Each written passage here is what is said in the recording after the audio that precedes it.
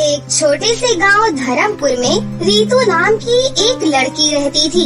रीतू अपनी माँ काशी के साथ एक छोटी सी सिलाई की दुकान चलाती थी, जो गांव के बाजार के एक कोने में थी।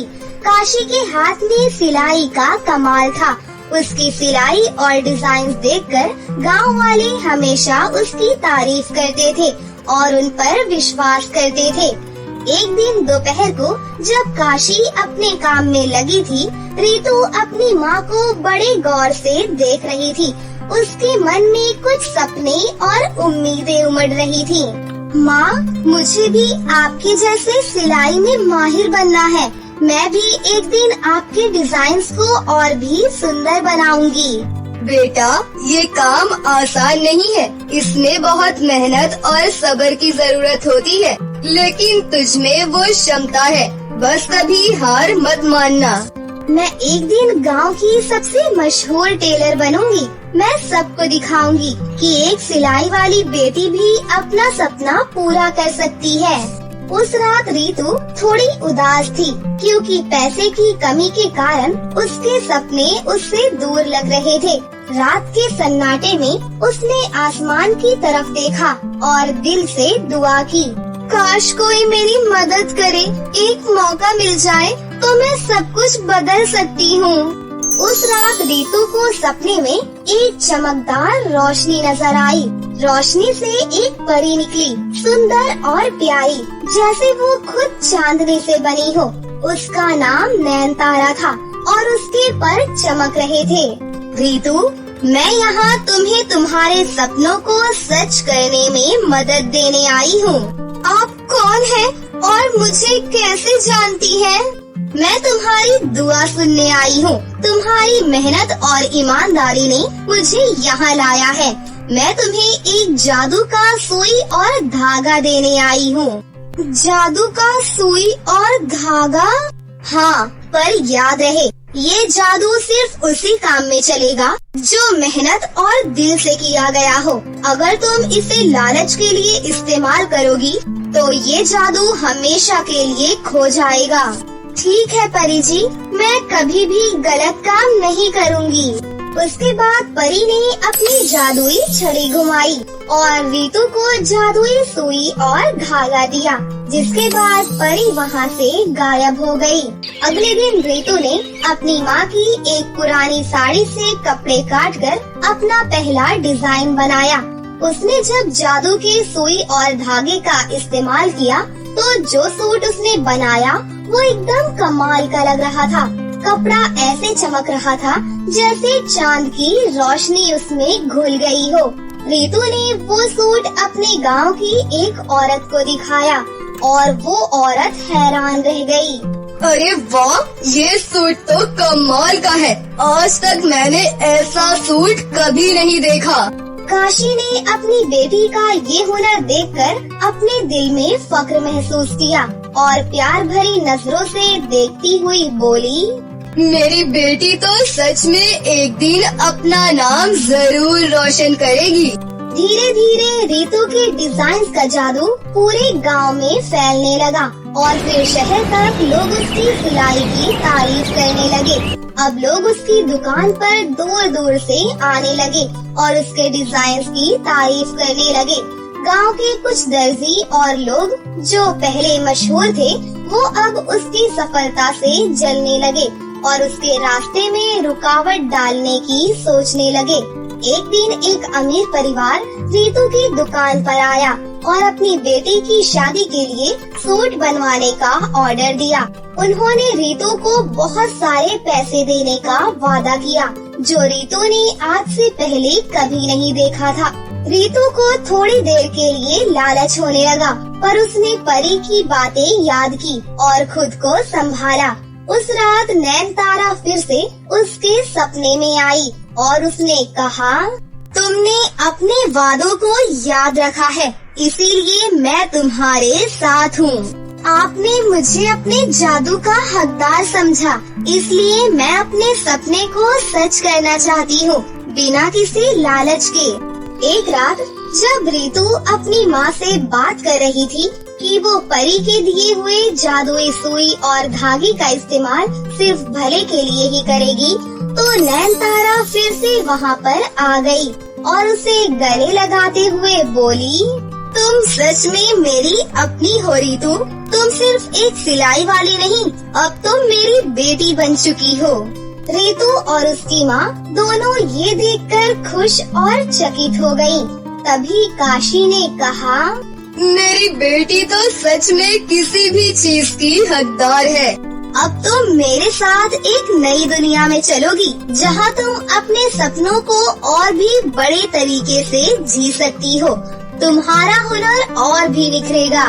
नैनतारा के आशीर्वाद के साथ रीतू को एक बड़े शहर के फैशन शो में बुलाया गया। वहाँ उसने अपने जादू के सुई और धागे से बने कपड़े और डिजाइन दिखाए। सब वहाँ उसके डिजाइन देख के हैरान हो गए। शहर के बड़े लोग उसके कपड़े देखकर कहते हैं, ये डिजाइन्स तो कमाल के हैं। ऐसे डिजाइन्स हमने आज तक कभी नहीं देखे। रीतू अपने डिजाइन के जरिए सबका दिल जीत रही थी। हर कोई उसकी क्रिएटिविटी और हुनर की तारीफ कर रहा था। फैशन शो के बाद रीतू के पास और भी बहुत बड़े बड़े ऑफर्स आए, लेकिन उसने कभी भी लालच नहीं किया और अपने वादे को हमेशा याद रखा। नैनतारा उसकी ईमानदारी और डेडिकेशन से बहुत खुश हुई और कहा, अब मेरा जादू तुम्हारी हाथ और दिल में सदा के लिए बसा है। तुम्हारा मन पवित्र है और तुम्हारा हुनर भी। आपका बहुत बहुत शुक्रिया परी जी, मेरी जिंदगी को इतना अच्छा बनाने के लिए। ये सब आप ही की वजह से हुआ है। अपने सपने को सच होता देख रीतू अपने गांव में वापस आई और वहां अपना काम और बड़े जज्बे से करने लगी। अब उसके डिजाइन सिर्फ कपड़े नहीं, लोगों के सपने बन गए थे। सब उसके कपड़ों में वो जादू देखते थे जो एक परी के आशीर्वाद से आए थे। इस तरह बस कुछ ही दिनों के बाद रीतू बहुत ज्यादा अमीर हो जाती है और वो अपनी माँ के साथ हंसी खुशी से अपनी आगे की जिंदगी जीने लगती। गांव की मिट्टी से उठती सौंधी खुशबू, चारों ओर हरे भरे खेत और बीचों बीच एक छोटी सी झोपड़ी। ये झोपड़ी कमला की थी, जो उस गांव की एक साधारण औरत थी। कमला का जीवन कठिनाइयों से भरा था। वो अकेली रहती थी। उसके पति की मृत्यु कई साल पहले हो चुकी थी। गांव के लोग उसे सहानुभूति से देखते थे, क्योंकि कमला के जीवन में एक बहुत बड़ी कमी थी। उसके पास कोई संतान नहीं थी। हर सुबह सूरज की पहली किरण के साथ कमला अपने खेतों में काम करने के लिए निकल पड़ती। वो अपनी मेहनत से गुजारा करती थी, लेकिन मन में हमेशा एक खालीपन रहता था। वो जब भी गांव की दूसरी औरतों को अपने बच्चों के साथ खेलते हंसते गाते देखती, तो उसकी आंखों में आंसू आ जाते। उसके पास अपना दुख बांटने के लिए कोई भी नहीं था। कमला अक्सर मंदिर जाती और ऊपर वाले से प्रार्थना करती, हे ऊपर वाले, मुझे भी एक बच्चा दे दो। मैं उसकी देखभाल अपने प्राणों से करूँगी। उसकी प्रार्थनाओं में इतनी सच्चाई और दर्द था कि वहाँ के लोग भी उसकी हालत देखकर दुखी हो जाते। कमला की दोस्त सुनीता, जो गांव की ही एक औरत थी, एक दिन उससे कहने लगी, कमला, तुम्हारा दिल बहुत बड़ा है। ऊपर वाला जरूर तुम्हारी सुनेगा। देखना, एक दिन तुम्हें संतान का सुख मिलेगा। कमला हल्की सी मुस्कान के साथ बोली, सुनीता, मुझे भी यही उम्मीद है, लेकिन अब तो लगता है जैसे सारी उम्मीदें खत्म हो चुकी हैं। एक दिन कमला जंगल में लकड़ियाँ बीनने गई। दोपहर का समय था और जंगल में सन्नाटा छाया हुआ था। अचानक उसे पेड़ों के बीच से एक हल्की चमकती रोशनी दिखाई दी। वो चौंक गई और उसकी ओर बढ़ी। जैसे ही वो पास पहुंची, उसके सामने एक अद्भुत दृश्य था। एक सुंदर सी परी, जिसकी आंखों में चमक और चेहरे पर मोहक मुस्कान थी। कमला ने डरते हुए कहा, अरे तुम कौन हो और यहाँ जंगल में क्या कर रही हो? डरो मत कमला, मैं एक परी हूँ और तुम्हारी प्रार्थनाएं सुनने आई हूँ। मेरी प्रार्थनाएं? क्या सच में मेरी प्रार्थना सुनी गई? हाँ कमला, तुम्हारे दिल में इतनी सच्चाई और प्रेम है कि तुम्हारी इच्छा पूरी करने के लिए मुझे आना पड़ा। मैं तुम्हें एक बच्ची दे सकती हूँ, लेकिन एक शर्त पर। शर्त? क्या शर्त है? ये बच्ची मेरी बेटी है। मैं उसे तुम्हें कुछ समय के लिए देती हूँ, लेकिन जब समय आएगा मुझे उसे वापस ले जाना होगा। कमला के दिल में खुशी और दुख दोनों था। उसने थोड़ी देर सोचकर कहा, अगर मैं उस बच्ची को अपना प्यार और देखभाल दे सकती हूँ तो मैं ये शर्त मानने के लिए तैयार हूँ।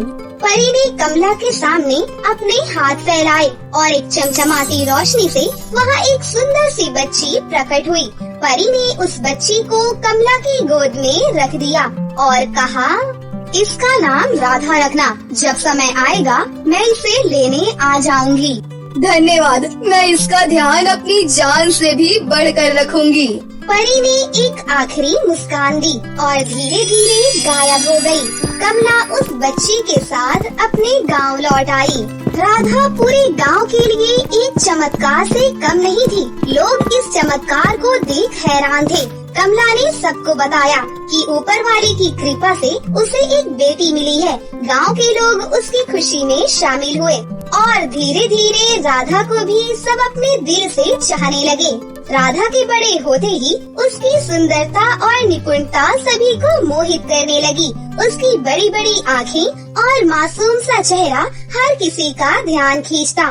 लेकिन राधा साधारण बच्ची नहीं थी, उसमें कुछ विशेष था। जब वो अपने छोटे छोटे हाथों से कपड़े सिलने की कोशिश करती तो ऐसा लगता जैसे उसके हाथों में कोई जादू हो। कमला को भी धीरे धीरे ये समझ में आने लगा कि राधा साधारण नहीं है। राधा को कपड़े सिलने का बहुत शौक था।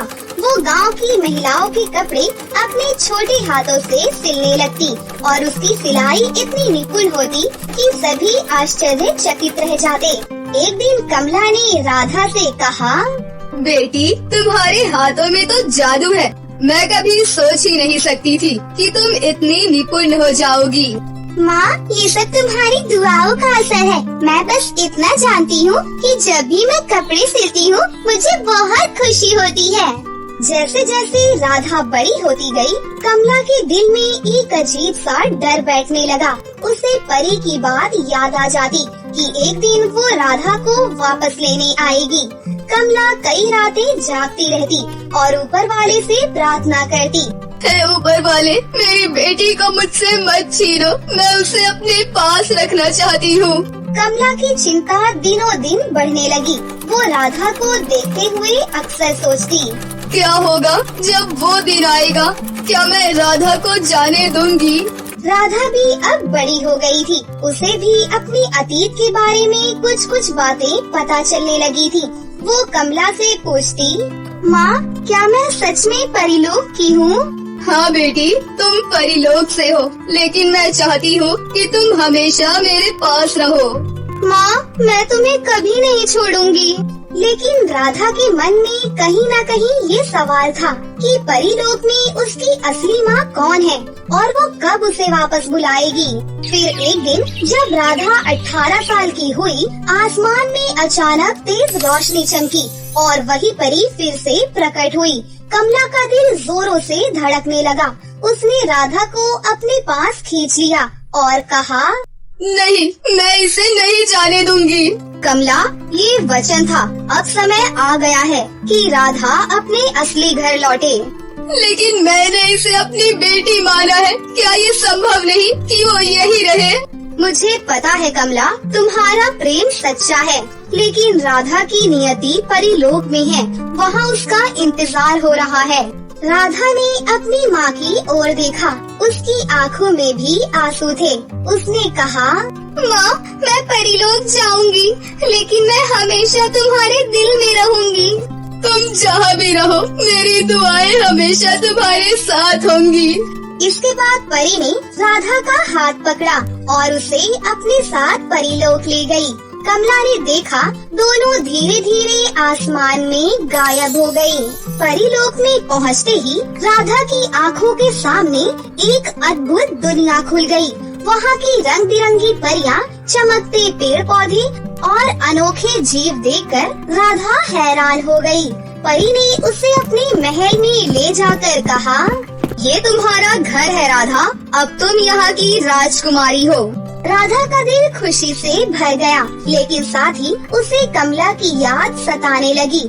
तभी परी ने कहा, यहाँ तुम्हारी कला का और भी विकास होगा। तुम्हारे हाथों से बने लहंगे परी लोक की शान बनेंगे। राधा ने अपने दिल की सारी ताकत अपने काम में लगा दी। उसने परीलोक की परियों के लिए अद्भुत लहंगे सिलना शुरू किया। उसके बनाए लहंगे इतने सुंदर होते कि परियां उन्हें पहनकर और भी चमकने लगती। लेकिन परीलोक में सब कुछ उतना आसान नहीं था। वहाँ एक और परी थी जिसका नाम चित्रलेखा था। वो राधा की कला से जलने लगी और उसके काम में बार बार बाधाएं डालने लगी।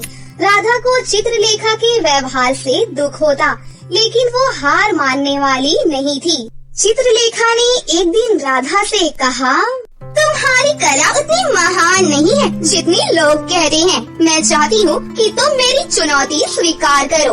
हम दोनों एक प्रतियोगिता करेंगे और जो भी जीतेगा वही परीलोक की सबसे बड़ी सिलाई की कलाकार मानी जाएगी। मैं तुम्हारी चुनौती स्वीकार करती हूँ, लेकिन याद रखना, सच्ची कला दिल से आती है। दोनों परियों के बीच एक प्रतियोगिता शुरू हुई। चित्रलेखा ने अपनी पूरी कोशिश की, लेकिन राधा ने अपनी निपुणता और मेहनत से सभी को चौंका दिया। उसकी सादगी और कला ने परियों का दिल जीत लिया। परीलोक की रानी ने घोषणा की, राधा, तुम परीलोक की सबसे महान कलाकार हो। तुम्हारे लहंगे परीलोक को और भी सुंदर बना देंगे। राधा ने परीलोक में अपनी जगह बना ली थी, लेकिन उसने कमला को कभी भी नहीं भुलाया। परीलोक की रानी ने उसे विशेष अनुमति दी कि वो धरती पर अपनी माँ से मिलने जा सकती है। हर कुछ महीनों में राधा धरती पर जाती और वहाँ कमला से मिलती और उसे प्यार से गले लगाती।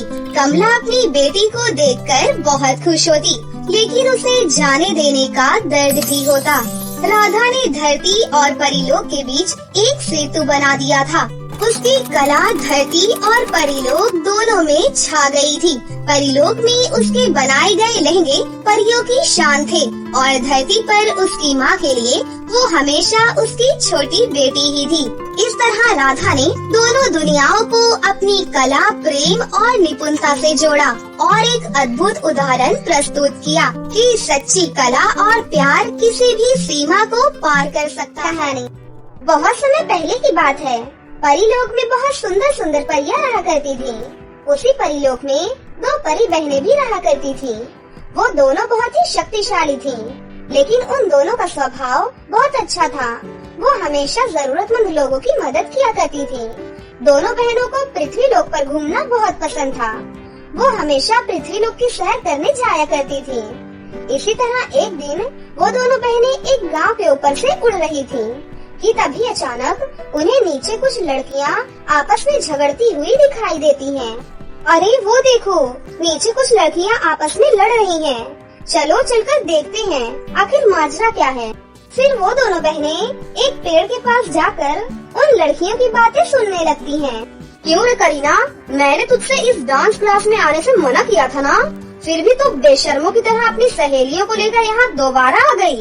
हम सभी सहेलियाँ डांस सीखकर शहर में होने वाले डांस कंपटीशन में हिस्सा लेना चाहती हैं। अच्छा, तो शहर में होने वाले डांस कंपटीशन के बारे में तुम भिखारियों को भी पता चल चुका है। मैं सब जानती हूँ। उस कंपटीशन में जीतने वाले को 5 लाख का इनाम मिलने वाला है। इसलिए तुम सब गरीब डांस सीखना चाहती हो। लेकिन अगर हम लड़कियाँ यहाँ डांस सीखेंगी तो तुम्हारा क्या नुकसान है? तभी वहाँ खड़ी ज्योति की एक सहेली कहती है, अरे ज्योति, ये सभी लड़कियाँ बहुत ही जिद्दी हैं। इस तरह ये यहाँ से नहीं जाने वाली। चल इनके ऊपर अपना टॉमी छोड़ देते हैं। हाँ, ये तूने बहुत अच्छी बात बताई है। चल जल्दी से टॉमी को लेकर आ। ये सुनते ही ज्योति की सहेली क्लास के सामने बंधे कुत्ते को करीना और उसकी सहेलियों को काटने के लिए छोड़ देती है। कुत्ता तेजी से दौड़ता हुआ उनकी तरफ बढ़ने लगता है। ये देख तीनों सहेलियां घबराकर वहाँ से भागने लगती हैं। उन्हें भागते हुए देख ज्योति और उसकी सहेलियां बहुत खुश होती हैं। अरे वाह, मजा आ गया। अब ये दोबारा यहाँ आने की हिम्मत नहीं करेंगी। उसके बाद ज्योति अपनी सहेलियों के साथ डांस क्लास के अंदर चली जाती है। उनकी इस हरकत पर दोनों परी बहनों को बहुत गुस्सा आता है। ये अमीर लड़कियाँ बहुत ही घमंडी और बेरहम हैं। इन्होंने बेचारी गरीब लड़कियों को बहुत परेशान किया है। हमें उन गरीब लड़कियों की मदद करनी होगी। हाँ, तुम ठीक कहती हो। चलो इसी वक्त उन लड़कियों के पास चलते हैं। उसके बाद वो दोनों बहनें हवा में उड़ती हुई करीना और उसकी सहेलियों के पास पहुंच जाती हैं। तुम्हारे साथ जो हुआ हमने सब कुछ देखा है। हम दोनों परी लोग से यहाँ पर आए हैं। हम दोनों तुम सभी लड़कियों को डांस सिखाना चाहती हैं। उन दोनों परियों को देख करीना और उसकी सहेलियाँ बहुत खुश हो जाती हैं। क्या सच में आप दोनों हमें डांस सिखाओगी? लेकिन आप दोनों को देने के लिए हमारे पास बिल्कुल भी पैसे नहीं है। हमें तुमसे कोई पैसे वैसे नहीं चाहिए। हम दोनों अपनी खुशी से तुम सबको डांस सिखाना चाहती हैं, ताकि डांस कंपटीशन जीतकर इनाम की रकम तुम सबको मिल जाए, जिससे तुम सब अपनी जिंदगी बेहतर बना सको। उसके बाद वो दोनों परी बहनें अपनी शक्ति से वहाँ एक बहुत ही सुंदर घर प्रकट कर देती हैं। फिर वो दोनों मिलकर करीना और उसकी सहेलियों को वहाँ डांस सिखाना शुरू कर देती हैं। वो सभी लड़कियाँ पूरा मन लगाकर वहाँ डांस सीखने लगती हैं। फिर कुछ दिनों की मेहनत के बाद वो सभी लड़कियाँ बहुत ही अच्छी डांसर बन जाती हैं। दूसरी तरफ डांस कंपटीशन का दिन भी नजदीक आ जाता है। अब तुम सभी लड़कियाँ पूरी तरह डांस करना सीख गई हो। परसों डांस कंपटीशन है। हम दोनों बहनों ने अपनी जादुई शक्ति से तुम सभी का एडमिशन वहाँ करवा दिया है। अब तुम लोगों को कोई भी फिक्र करने की जरूरत नहीं है।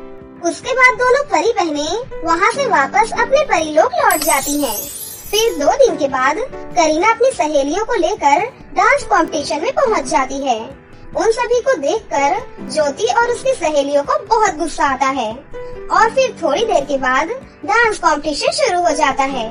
सबसे पहले ज्योति और उसकी सहेलियाँ अपनी परफॉर्मेंस करती हैं और उसके बाद करीना और उसकी सहेलियों को बुलाया जाता है। करीना और उसकी सहेलियाँ जब स्टेज पर जाकर डांस करना शुरू करती हैं, तो उनका डांस देखकर वहाँ मौजूद सभी लोगों के पैरों तले जमीन निकल जाती है। अरे बाप रे, ये तीनों लड़कियाँ तो बहुत ही फास्ट डांस करती हैं। ऐसे डांस के स्टेप्स तो मैंने आज तक नहीं देखे। Wow, it is so amazing. इस तरह वहाँ मौजूद सभी लोग करीना और उसकी सहेलियों के डांस की बहुत तारीफ करने लगते हैं। कंपटीशन खत्म होने के बाद करीना और उसकी सहेलियों को विजेता घोषित करके उन्हें ट्रॉफी और 5 लाख रुपए इनाम के तौर पर दिए जाते हैं। इस तरह ज्योति और उसकी सहेलियों का घमंड टूट जाता है।